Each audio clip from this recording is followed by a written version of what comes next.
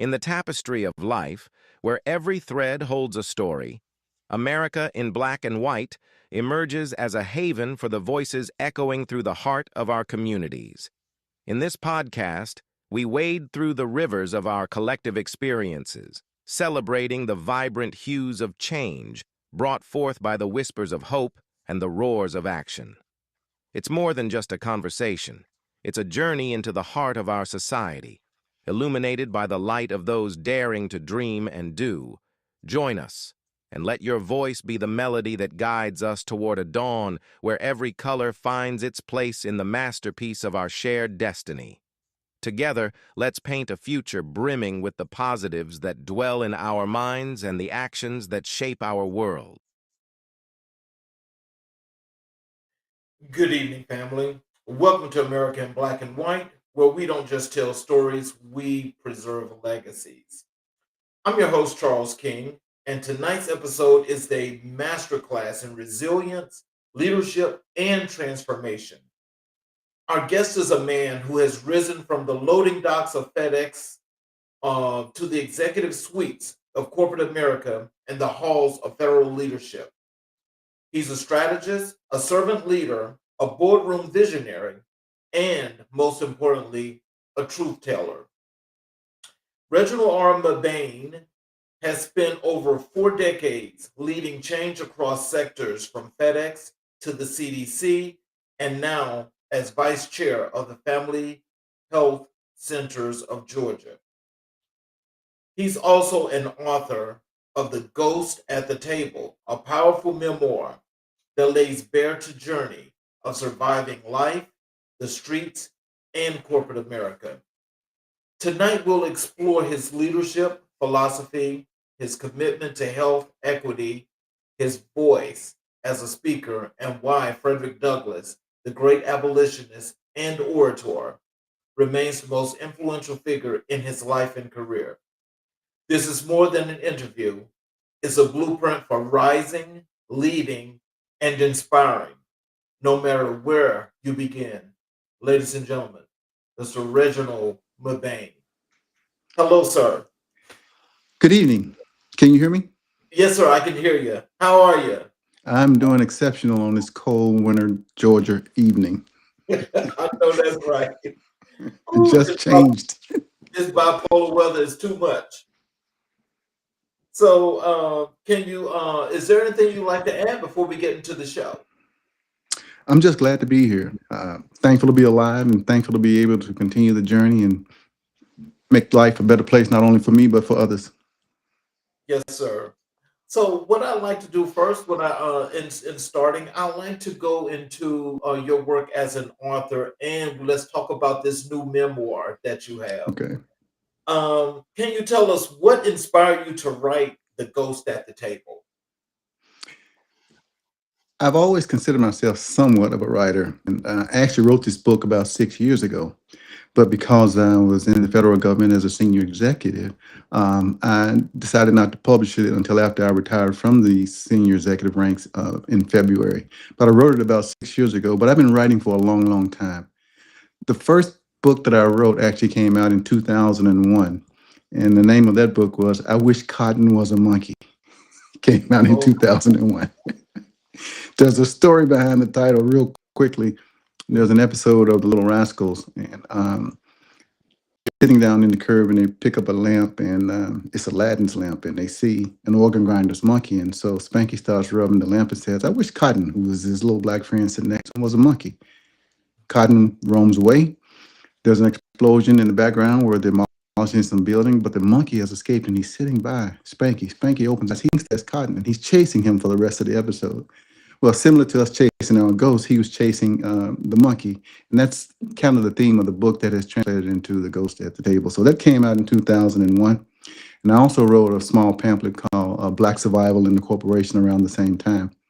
And one of the stories that I'll include in The Ghost at the Table was included in an anthology, several anthologies. Number one was Erotic Noir, which came out in 2001 as well, and A Different Shade of Sex, which was an anthology as well of Black erotic writing. And mine was kind of a joke in the sense that there's a story about this young lady who decided to charge me walking past her house, coming home one day. She was charging people to walk in front of the house like a nickel. I wasn't going to pay. And come to find out, if I wasn't going to pay, she asked me to kiss her, which is the love part of the story. I said, no way. So at the end of the day, it was going to be a fight. And I wasn't supposed to fight women, but I couldn't tell you at that time exactly what I was fighting because it was all a blur. The next thing I know, my dad is standing in the street and he says, meet me at the house because I told you not to fight girls. But that I was trying to explain to him that really wasn't a girl. I don't know what it was, but come to find out she had a crush on me. And that's the love part of the story. So and the name of that back then in the anthology was Dirty Diane, and I changed the title in The Ghost at the Table to add more details. And now that story is in the book, and it's Dirty Don. But it's a love story. People show love in different ways, and that was her way of saying, "Hey, I like you a lot. If you kiss me, you don't have to pay." Oh, wow. So that was then. So I've been published a couple of times. But when I was going through the top secret clearance to become a senior executive in the federal government, I got a very interesting call. The person said, we really want to hire you to come to the federal government as a senior executive. We've looked at your books that are out on the market. And in order for you to be able to get hired as a senior executive, you might want to take those books off the market for now. And here was the first rule that I learned in terms of survival. In order to be able to change within, you got to get into the system. So I took the books off the market. I made it through the top secret SCI clearance process, and I've been an agent for change ever since then. So I've been published several times, and I was also writing her pen name back then. So I've been able to continue my writing, and I write every week, and it's a discipline for me. But I'm happy to be able to publish the book now, which I wrote 6 years ago. Oh, wow. So, can you tell us, how do you decide what parts of your story to share? I think that everybody has a story to share. Everybody has a story to tell. And so I've been in this film inside my head my entire life. And so at the end of the day, I thought it was a good idea to be able to talk about not only how we all face struggles in our life and how we all are recovering from some trauma in our lives, to be able to share that with other people, be able to share the lessons I've learned and the failures that I've encountered so that I can hopefully help people not to make the same mistakes. So the idea has always been percolating in my mind and it's finally come to fruition. But the entire story, the unadulterated truth, I think, and also more importantly, what lessons have you learned from your failures and successes? The two hardest things for us to master in our lives, and share that with other people. My philosophy is work hard, do good deeds along the way, and send the elevator back down. I honestly believe, Charles, that that's why I'm on this earth, to be able to share whatever I have. I learned that lesson a long time ago from my mother. We were very poor. We lived right across the street from the Dixie Homes housing projects. And my mom would invite people in off the street. She would give our food away and sometimes even our furniture. And she would even invite people in off the streets to come stay with us. And we were, little kids, we didn't understand why she was giving our stuff away. But what she was teaching us was that no matter where you are and what your station in life, you have an obligation to help others. And I believe that's why I'm here. I'm a strong believer in mentoring. I've been running mentoring circles, and I think that that is the way we create legacy and inspire others to overcome challenges, is to mentor. And I believe it is not just something you do at work. Mentoring is a way of life.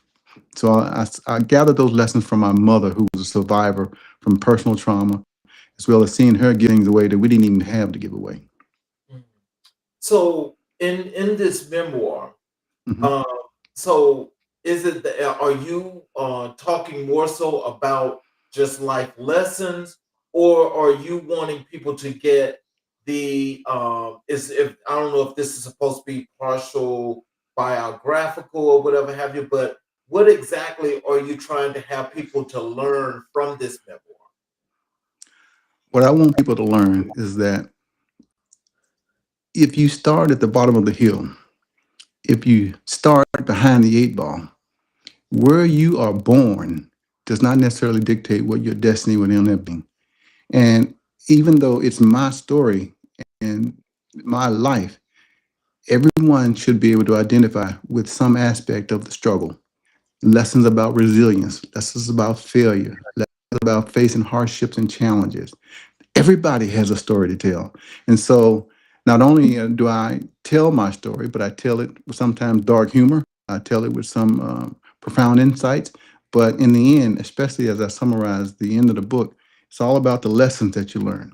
You know, as I mentioned earlier, to be able to change the system, you first got to get into the system. And I think for us to be able to change systems, not only at work, but in the world, you have to be a part of systems, fraternities, sororities, churches. That's how you effectively make change. And the first rule of survival in the book is to first and foremost survive. I'm no good at anybody dead. So I got to learn how to, over the years, use the emotional intelligence and social intelligence skills that I've learned and to be able to come into any environment, do an environmental scan, that internal GPS that is inside all of us, that voice, that ghost at the table that follows us around. You have to learn to listen to it.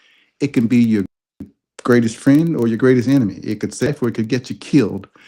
That ghost inside of us, being with you all the time, learning to listen to that voice and to maneuver through life and get the social and emotional intelligence skills to be able to be successful in any environment, not just to be successful, but to thrive.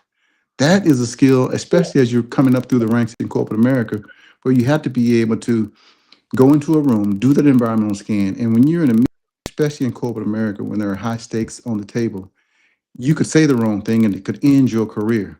So the That is same lessons that I used and learned in the boardroom are the same lessons that I learned on the streets of Memphis, Tennessee, the hard streets of Memphis, Tennessee. My my first girlfriend, her brother was a pimp, and I didn't know it at the time. And my mom would tell me, "Stay away from those people," you know. But you know, the more she told me to stay away, the more I went over there. And there was one of the brothers who was I called him an Oldsmobile. mm, He didn't have a Cadillac, he had an Oldsmobile. So and I would see him going out at night and they all dressed up, you know, and I said, "Well, you know, where you all going?" They said, "Well, we work the night shift." I said, "Well, I want to work the night shift. Looks like it's a pretty good gig." But he would pull me aside at times. He would call me young blood. He would say, "Young blood," you know, he would teach me these lessons, like I was just telling you. You know, first of all, you got to learn how to survive. Then you got to learn how to follow the money and make the money work for you. You got to take care of your family. You got to build alliances, and you got to understand that you know a person with a title doesn't necessarily have the power. But in the end, it really is about taking care of your circle and creating that circle of trust and that circle of vulnerability that follows you for the rest of your life. Now, those lessons on the street translate into the boardroom as well. Go to any boardroom meeting. Who do you have? Major players at the table, supporting cast around the wall. Saying the wrong thing, not understanding how the money works, not being able to follow your instincts and have emotional intelligence about being able to read the room could cause you your career. And your career could die at any given time. Same lessons from the street apply to the boardroom. so like let's go back to your going back into the federal government when you decided to do that. And I want you to tell me what was your whole thought process in doing that, because let me just tell you, I too was once a federal employee. I was at the Hmm. Department of Labor.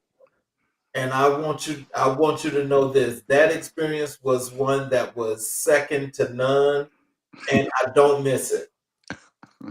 And it got to the point that I honestly decided that despite the money that was being earned, it was not worth doing. It was not worth doing. And so, can you tell us what was your thought process in going back into that? Well, let's first start with before I went into the federal government, starting working a night shift at FedEx for 20 years and moving from the loading dock to becoming a ramp agent to becoming a team leader, becoming a manager, a senior manager, director, a chief operating officer of a $2 billion organization. Working a night shift for 20 years.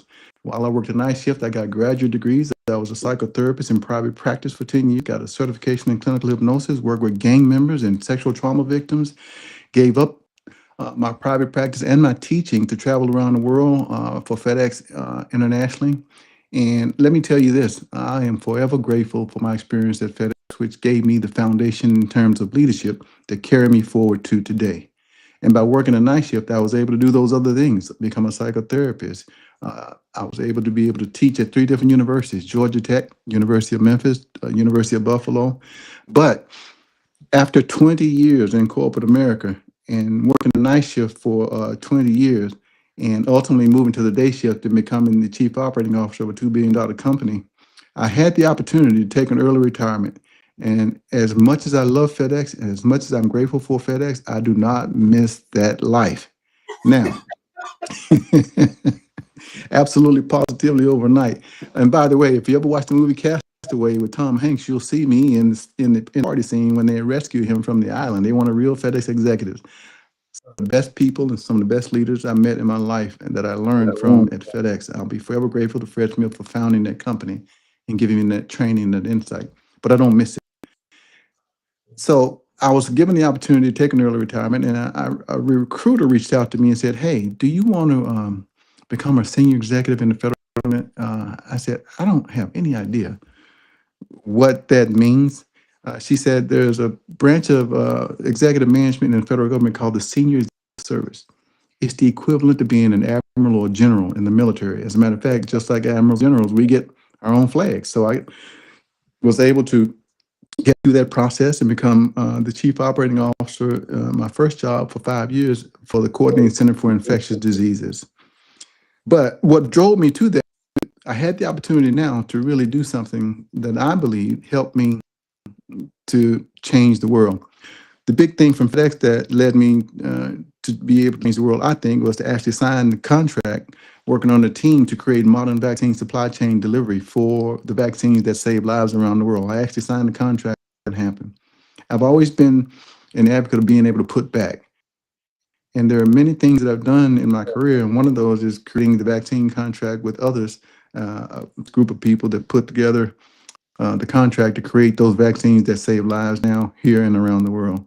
But I wanted to do something more. I had corporate America, I had made the money, I had the retirement. I wanted to be able to put back into life. And when they reached out to me to become a senior executive, which is the highest level of the federal government in terms of management, I said, why not? But like you said, there's nothing you could have done to prepare me to move from managing in the private sector versus the federal government.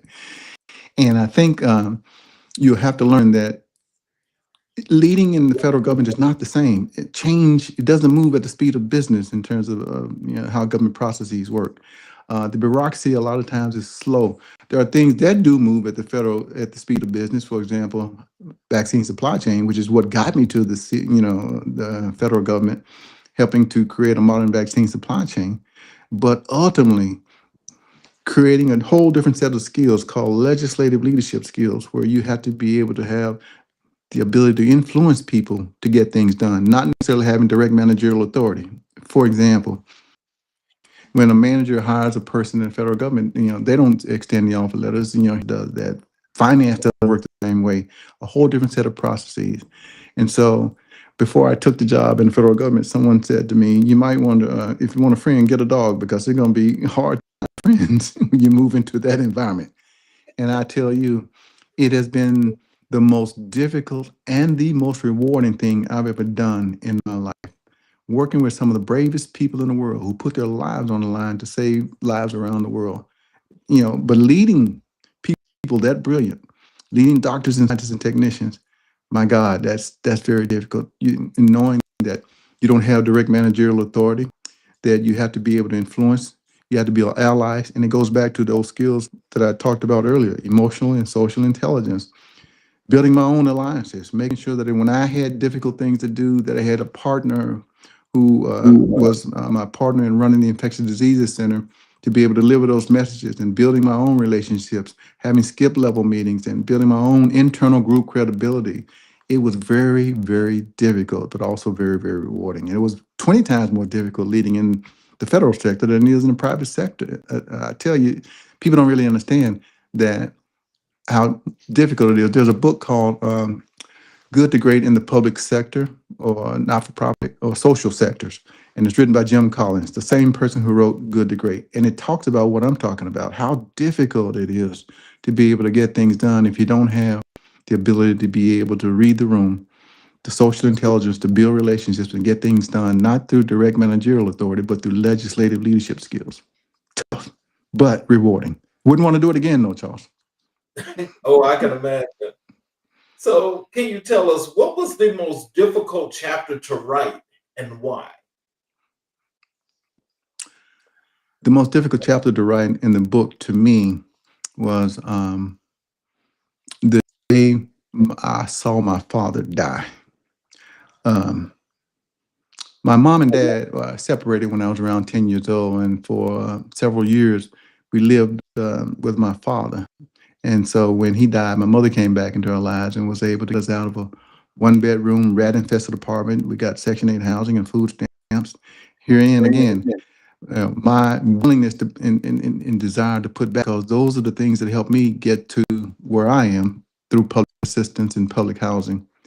And so the night that my father died, I actually watched him have a heart attack. And as I watched him have a heart attack, my little sister was standing beside me and she was crying, Daddy don't die, Daddy don't die. But he did die. And I actually got up and went to school the next day.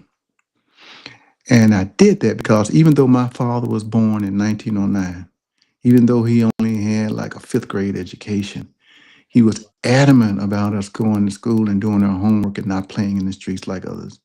I did that because I know that's what he wanted me to do. So that was the most difficult chapter for me to write. And by the way, I didn't miss a day out of school in 12 years.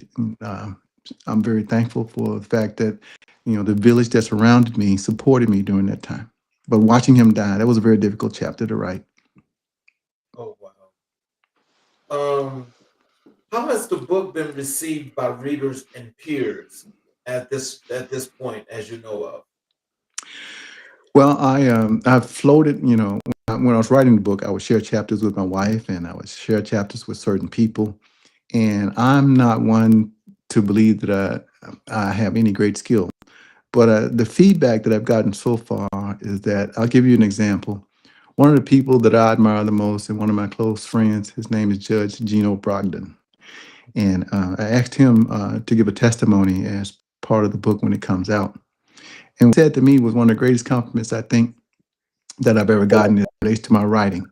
And that was, Mebane writes with the skill of an expert trial lawyer, where it puts you right into the middle of the action and you experience the story as you go through it and as you read it. That to me was, Oh, made me wow. feel good, and that he himself is a great writer. And for him to say that, it made me feel real good.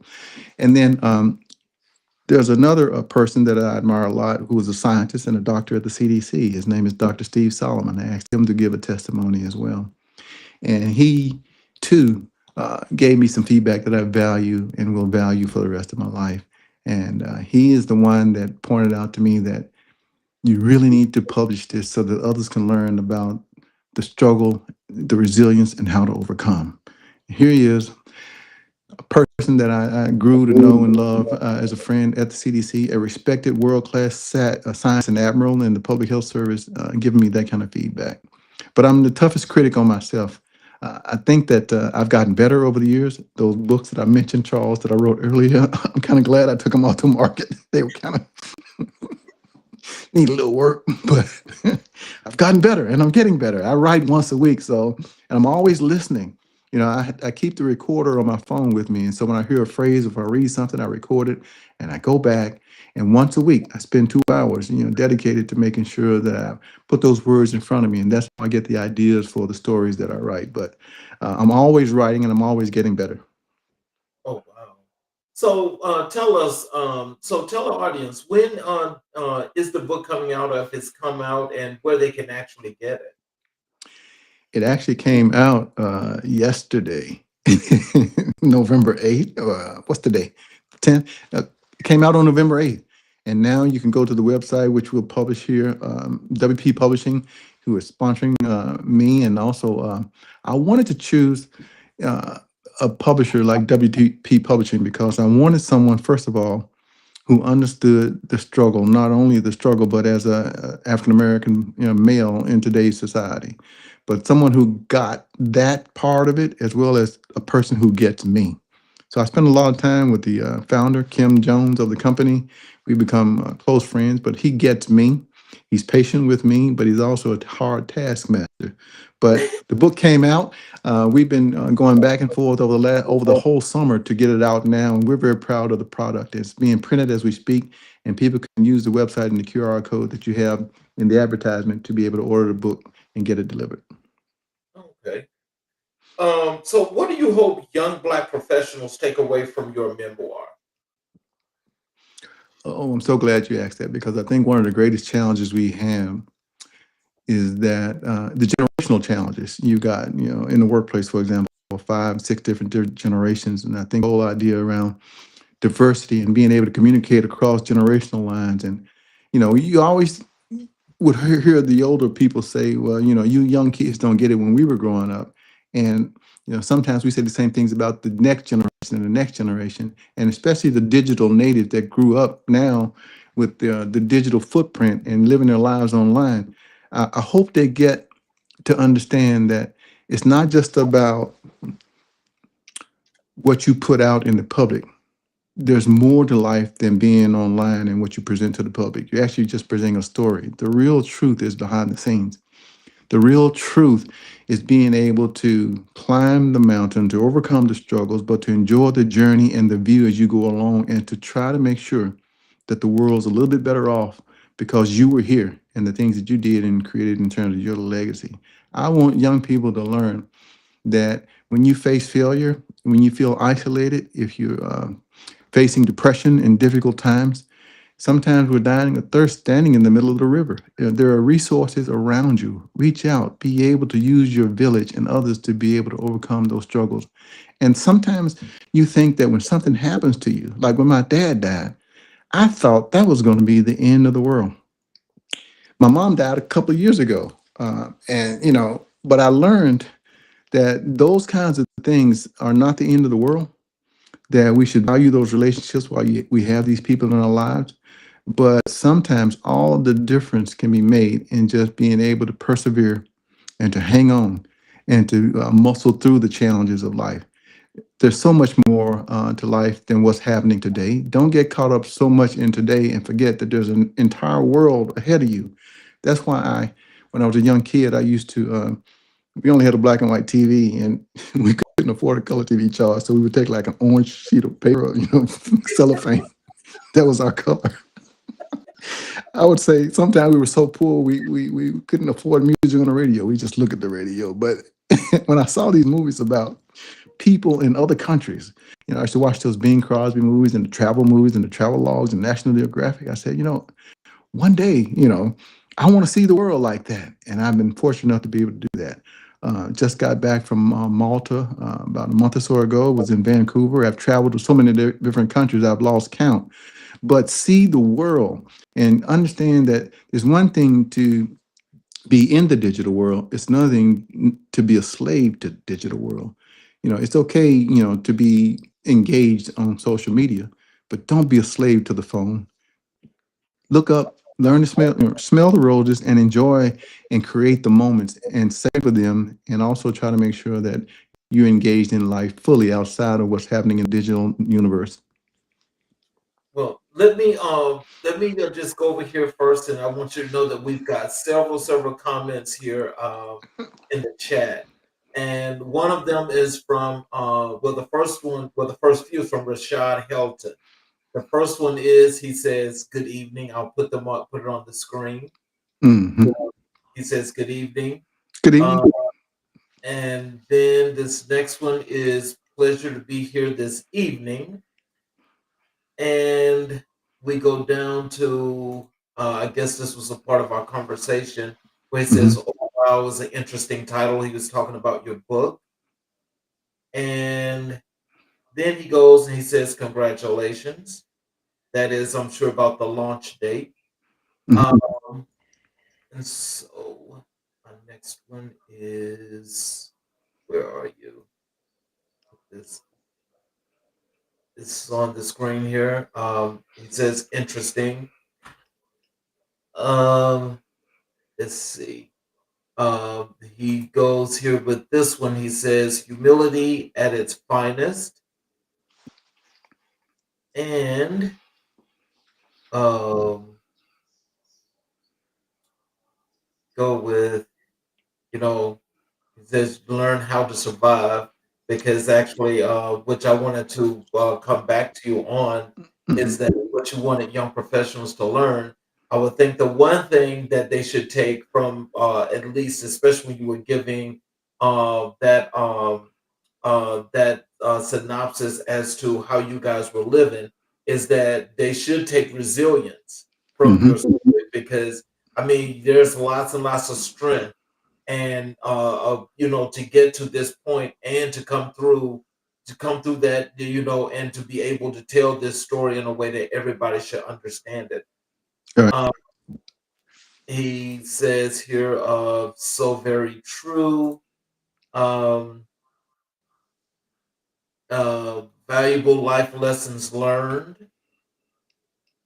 And he also, this is a longer one here. He says understanding the name of the game, Hmm. reading the room, and understanding the puzzle pieces and how they all fit together. Right. So, with these, if you like, I mean, is there anything that you'd like for Rashad to know with these comments that he's given out that you'd like for him to take from any of this? Yes. First of all, thank you, Rashad, for being engaged and for listening and giving me this real time feedback. I want to share something with you, Rashad, that is. Uh, there's a chapter in the book when I was about my first day of school, and it's called character building, and it was the way I was raised. And so not only how I was raised, but how my wife and I have raised our daughters. Our daughters have black belts in karate, respect for authority, integrity, perseverance, self control, those things you learn in discipline and karate. But when I was my first day of school, Rashad, I was sitting, I'll never forget, first row, third seat. And I was a mama's boy, and I was sitting there and I was crying. And so my first grade teacher, Miss Brady, I'll never forget, she came over to me and she put her arms around me, and I'm whimpering. She says, as I sat there, this is from the book, and this is how I think my character was built a long time ago in a galaxy far, far away. I sat there whimpering in a whiny voice with the staccato cries until she motioned me to her desk. It was the first day of the first grade, and I missed my mom.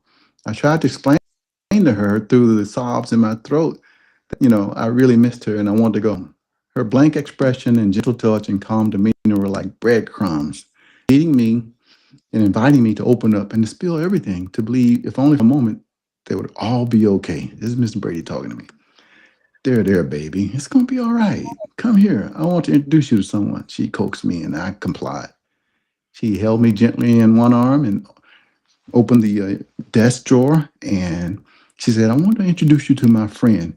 So slowly, she pulled a 2 foot long razor strap from its home inside the shower desk drawer. She said, Mebane, you see this strap? Her sharp and dangerous tone was very different now. She struck me like an assassin's bullet from a silenced gun. His name is Mr. Fix-It. Now, if you don't stop that crying and foolishness, you and he are going to get to know each other very well. You hear me? I stood there stunned and blindsided by the sting of her emotional betrayal.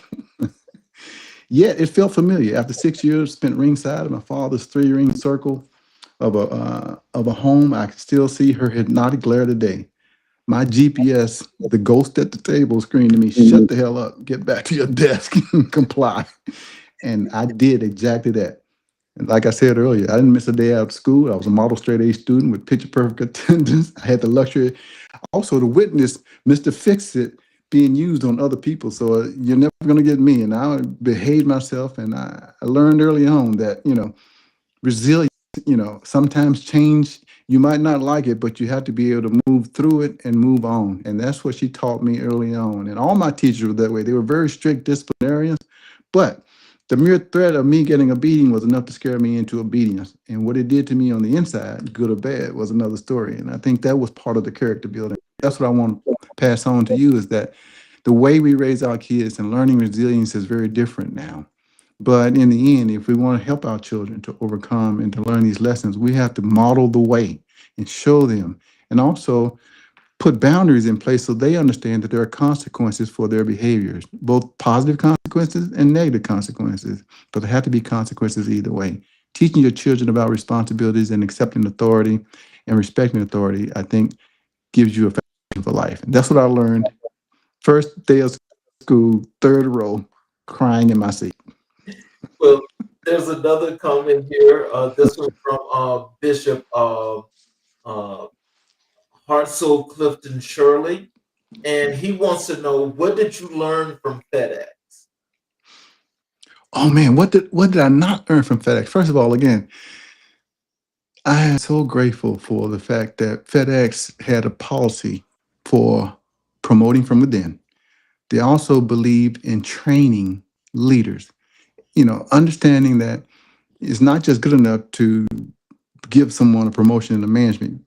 Until I give the manager the training, the resources, and the skills that they need, then I'm responsible for hiring that person for what they do when they perform on the job. So they spent so much money sending us to training. I actually got a chance later on to teach at the FedEx Leadership Institute. I taught coaching and leadership skills to people around the world.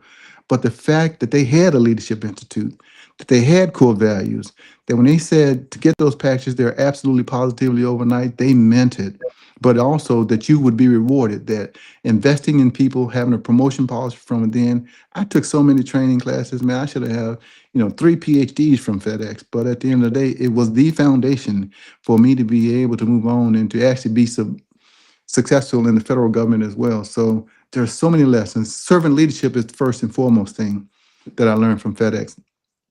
Learning that we all have needs as people. And I go back to my background as a psychotherapist and understanding Maslow's hierarchy of needs. First of all, you want to have food and shelter and safety and belonging, and then esteem, and then self-actualization. But that third level of need, here's what I learned from FedEx, that if you take care of your people, you don't have to be perfect. That vulnerability can be a strength. That if your people know that you are ethic, that you care about them and you're trying to do the right thing by them, you don't have to be a perfect leader. You don't have to walk on water. And by becoming a servant leader, in the end, your team will outperform all the others if you just simply continue to try to make sure you do right by them, but also hold them accountable. Just like I was saying with my daughter, there have to be consequences, because you don't want the people that are performing highly in the job to be the people that aren't performing. So you have to put in place boundaries. So all those lessons not only applied in the workplace from FedEx, but in my life. Well, Rashad puts here in the chat that your book release date was on his birthday. And he says the real truth is behind the scenes. Sometimes you're dying inside, standing in the river, dying of thirst, standing in the river. And he also says, preserve, hang on. There's more beyond the challenges in life. Right. Um, and says, don't be a slave to the phone. Right. So, but he also says there's gold that you have gave him several golden nuggets. And Good. so, as go ahead. Did you want to say anything? I was going to say, one of the things that you'll see when you get the book is that I try to give the lessons as you go along, and so several of them I think are summarized in the end. Going back to what I said earlier, in order to be able to change the system, you first got to get into the system, and change comes from within. And when I retired, a good friend of mine, his name is Josh Berlin, he gave me this poem called "The Man in the Arena," and that's what he said, that he saw me as the person on the front line trying to make sure that I do the right thing and change the world within the systems that I could change. I can't change everything. I can't conquer the world. I can't solve world peace, but within my spheres of influence, within my circles of influence, I have the ability every single day to be able to impact people's lives. Sometimes it's just a helping hand. Sometimes it's just a positive word, but being able to put back. But those lessons you'll see are kind of outlined in the book, and in the end, not only surviving, but understanding that your life is your resume. It's what you do. I don't listen. I don't listen a whole lot to what people say, but I watch how they spend their time. Your life and how you live your life is your resume. And what means the most to you is how you spend your time and who you spend your time with. And you learn in the end, you always have to have a village to support you, creating a personal board of directors. This board of directors may change over a lifetime, but it's a very small board of directors. Just like in any relationship, one person or one mentor can't give you everything. You want to have somebody you can turn to professionally. You want to have somebody you can turn to spiritually, someone you can turn to get financial advice. You got to have a small board of directors to help guide you through the challenges that you're going to face professionally and personally. And you learn also that vulnerability is a strength. I said as a leader and a servant leader, I don't have to be perfect. And Lord knows I'm not. Just ask my wife or my daughters. But in the end, I know that they love me and they know that I'm doing the best that I can to try to make sure I do right by them. And that's how vulnerability becomes a strength because they'll go to the ends of the earth for you if they know that you're authentic. Real estate matters. Where you're born, your zip code. This whole idea of me working in the federal government and for an organization like the Centers for Disease Control, working for the Family Health Centers of Georgia, where you're born can dictate the health disparities, health challenges that you face later on in life. And being born next to a highway or not being able to, or living in a food desert. I lived in a food desert and I know what it takes to be able to have healthy food and how that can create chronic diseases. But your zip code matters, and so being able to break beyond that and try to go back in and work for organizations that change and address those health disparities is crucial. Um, and then your brand matters. You turn on you go to Instagram, you go to YouTube, people are living their whole lives out in public. And for what? In the end, you learn to keep certain things to yourself. Even though I'm not a digital native, I do remain active on social media, but I'm very careful about what I share because once you put it out there in the world, you cannot take it back. And so understanding that your brand matters and who you are and what you put out into the world is your legacy and it's there forever. And be very careful about that. And that's why you need a board of directors, somebody to check and balance you. I can't walk out of the house wearing, mismatched clothes or looking, askew. Somebody's going to check me before I leave the house, hopefully. And then in the end, being able to move beyond your current environment and knowing that you're handicapped by your zip code. That's why when I saw those movies, I said, I'm going to see the world one day. And thank God I was able, I actually became the director of international operations for FedEx and traveled around the world and went to all those locations. And I'm still traveling very vigorously to see the world because I still have friends that live in North Memphis that haven't traveled 50 miles outside of their community. And that's to me is a tragedy, but it's a reality. And so I'm not being judgmental, but I'm saying you're trapped by what's in here and not necessarily by your zip code. And in the end, being engaged not only in your community, but in the world, understanding that today is a gift. Tomorrow's not promised. The biggest mistake we have and that is presented to us is that we think we have time. We don't know. You can do everything right and die tomorrow. So do the right thing and be engaged and appreciate the day for what it is. Be thankful and grateful. Even when we didn't have very much, I never felt that we were poor, even though we were. I always was grateful for what I had, and I always was grateful for the door open to me. And by the way, the doors that were open for me, 90% of the doors that were open for me were opened by women. And that's why I am adamant about not only making sure that we address these issues about mentoring, but making sure that I do as much as I can to open the door for the women that opened doors for me. It was the guidance counselor who helped me to get a scholarship to a New England prep school in the ninth grade. It was the guidance counselors and the teachers that helped me to apply to get a scholarship to a military. So those doors and them were all women. And to this day, my little sister, my daughters, my village is strong. And so Rashad says it's a pleasure to hear your testimony this evening, and he's looking forward to getting your memoir. There's two comments here from Robert Ruiz. He says, very proud of you, Reggie. This is Bob, and I thank you for the opportunities you gave me on my journey to the SES level. Those infectious days were truly infectious. Grateful, Bob.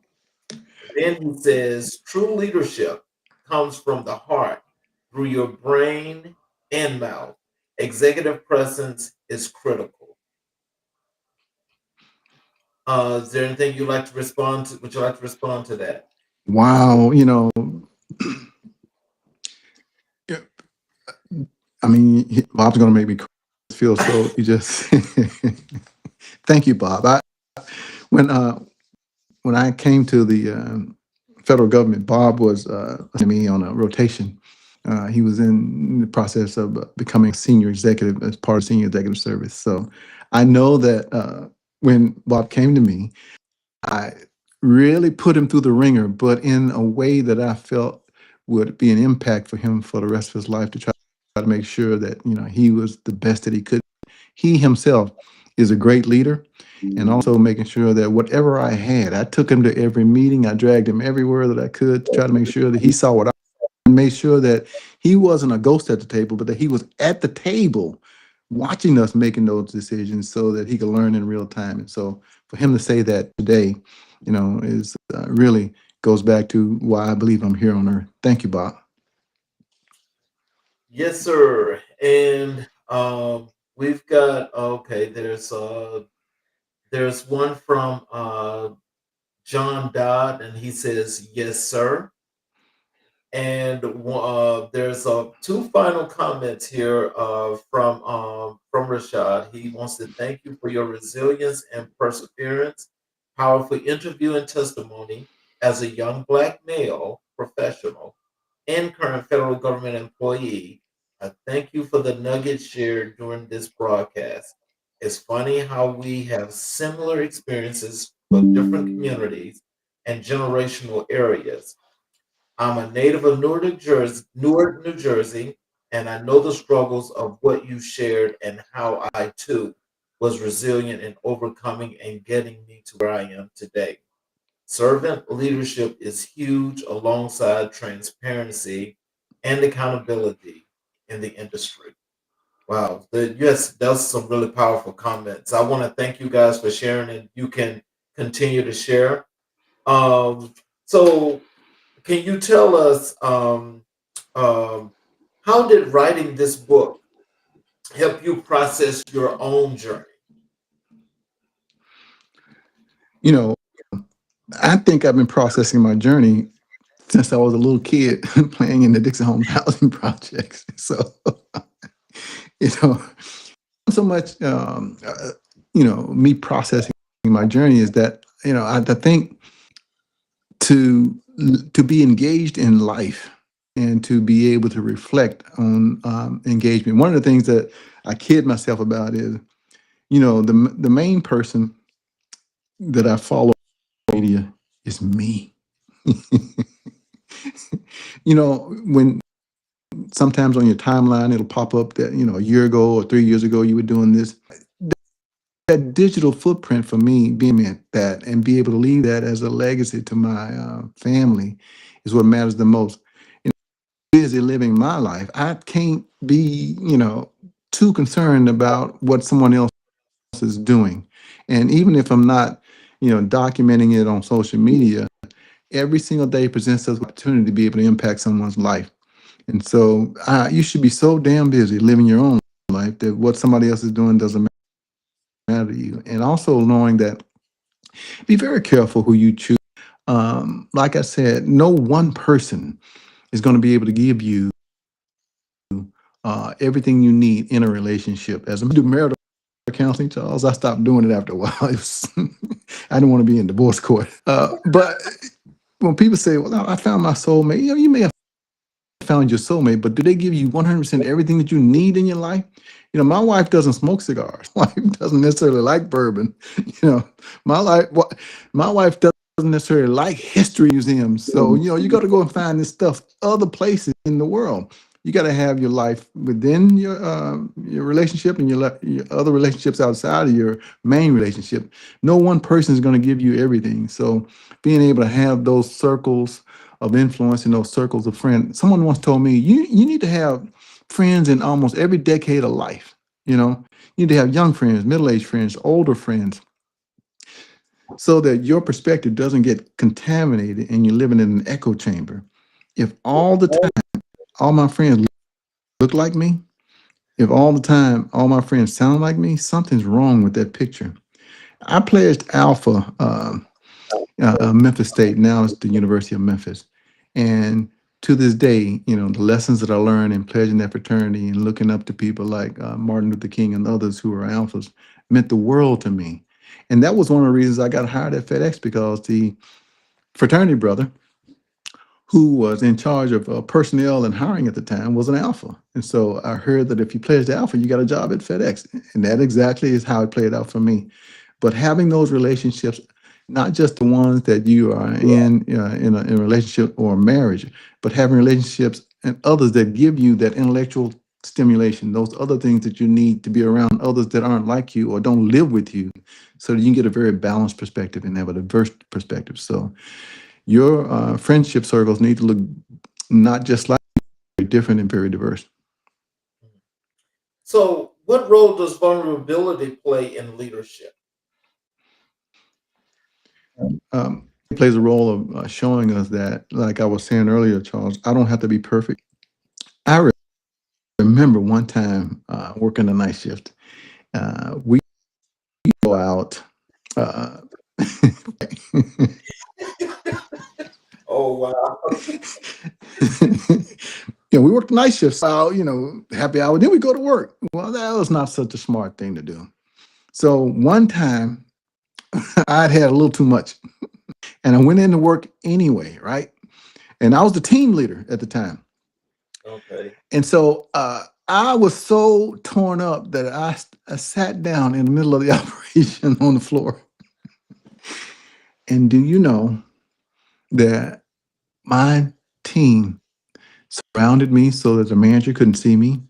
They sneaked me out the back door to the clinic and were able to get me home because I was vulnerable, because I'd been vulnerable, because they knew that I cared about them and was trying to do the right thing. They in turn saved my job.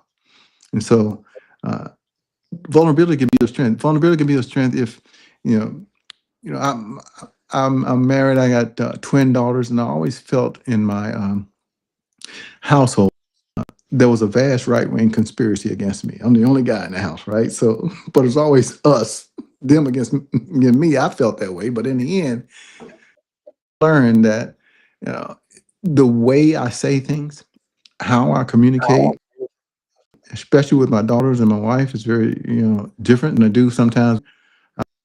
I learned to be able to communicate. A softer side of me has come out when, especially as I've gotten older and I've been married for over 30 years. The way I see the world and the way I think. When I was at the military academy, I was it was all black and white. Yes, sir. No, sir. Sir, may I ask a question? Sir, may I make a statement? But then you get out of that and you're a black and white guy living in a gray world. The world is gray. It's not always so clear cut. It's very nuanced. And so is communication. And so being able to learn those kinds of skills and being vulnerable and admitting when I'm wrong and being able to say, I'm sorry. Those are the kind of things you learn in terms of being vulnerable. And also just telling the truth at the end of the day.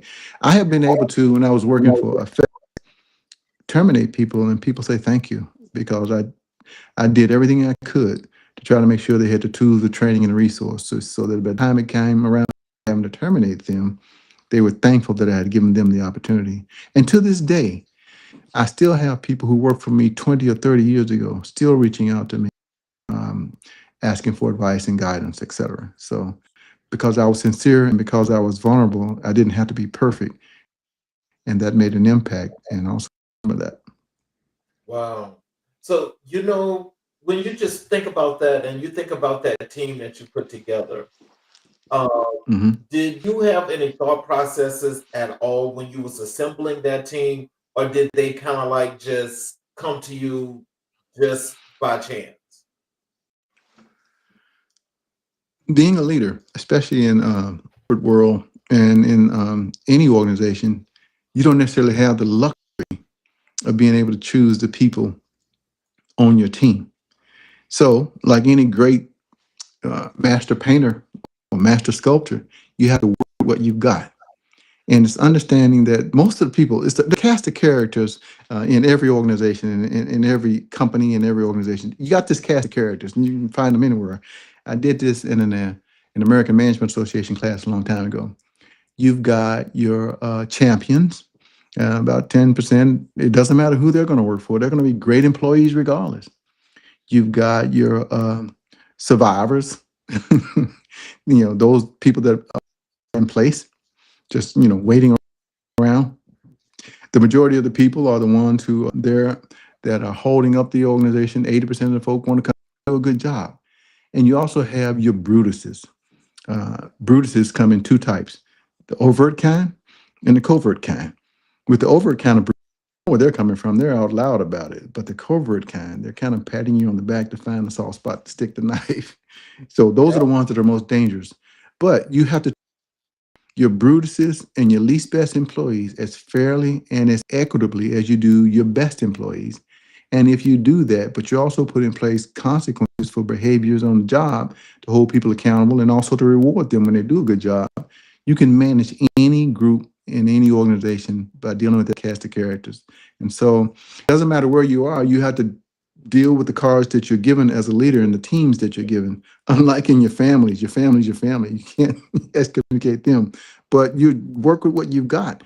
And you will find that if you do that and you're authentic and you're holding people accountable and also rewarding the people that are doing their best, that those people who are not doing their best, those Brutuses end up becoming outliers. And so they end up kind of hanging themselves and outing themselves and either move on or you move them on. So you have to deal with what you've got. Those are the lessons I learned from FedEx and through management training. There's a difference between managing and leading. These things and you lead people. Management is a discipline. Planning, organizing, staffing, developing, controlling. Those are the disciplines that you find in management. That's what you go to school to learn how to do and to manage things, budgets, etc. Leading is an entirely different story. I think the Bible of leadership is what I use when I taught at the FedEx Leadership Institute. And even today, I still refer to it as the leadership challenge. Those lessons that you learn that translate into leadership skills and behaviors across all sectors, public, private, or the government.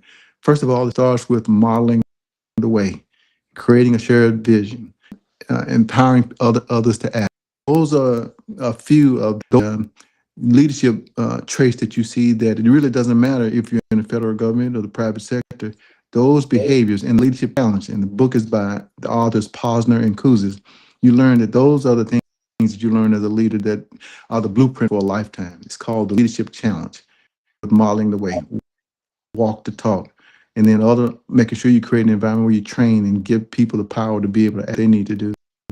I used to always say, Charles, on any given day, challenging the process is part of that behavior. On any given day, if someone wasn't glad to see me come in or happy to see me leave, I've not done my job. So putting in place the consequences, both the positive consequences and the challenging consequences that hold people accountable to what you do as a leader. And you will be successful where you're leading, whether it's the church, whether it's in the private sector, or whether it's in the government. So let me ask you this, because one of the comments here that Rashad was talking about was that it's difficult to find a mentor, especially in Mhm. the federal government. Mhm. How do you mentor, or have you mentored, some of your understudies when you were in the federal government? How did they find you, or how did you get to that point? I started what's known as mentoring circles 20, 30 years ago when I worked once a month. And up until I just retired from the federal government, ran mentoring circles once a month. My last mentoring circle effort, we had over 200 people that would dial in from across the country, around the Atlanta and Georgia metro area. And I would bring in guests to talk about leadership, about finance, talk about things in terms of life and lessons, etc.